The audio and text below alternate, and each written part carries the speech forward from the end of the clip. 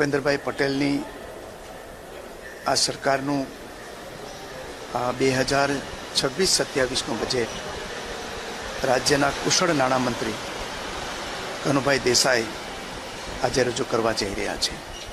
પ્રધાનમંત્રી નરેન્દ્રભાઈએ 2047માં વિકસિત ભારતનો સંકલ્પ આપ્યો છે અને એના માટેના અનેક આયામો અને અનેક ગોલ આપણે સર કરવાના છે.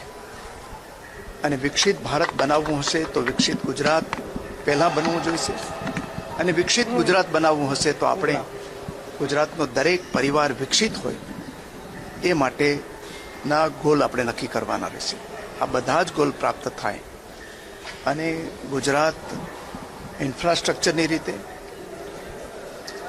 કૃષિની રીતે, ઉત્પાદન ક્ષમતાની રીતે, હેલ્થ, આરોગ્ય, પર્યાવરણ, આ તમામ ક્ષેત્રની અંદર જે ગોલ અપાયેલા છે એ સિદ્ધ કરવા માટેનું આ જરૂરથી બજેટ હશે. અને એ માત્ર ગુજરાતના વહીવટીતંત્ર માટે જ નહીં પરંતુ દેશ માટે પણ માર્ગદર્શક બની રહે એવા બજેટની આપણને સૌને અપેક્ષા છે અને અપેક્ષા આપણું બજેટ પરિપૂર્ણ કરશે એવી મને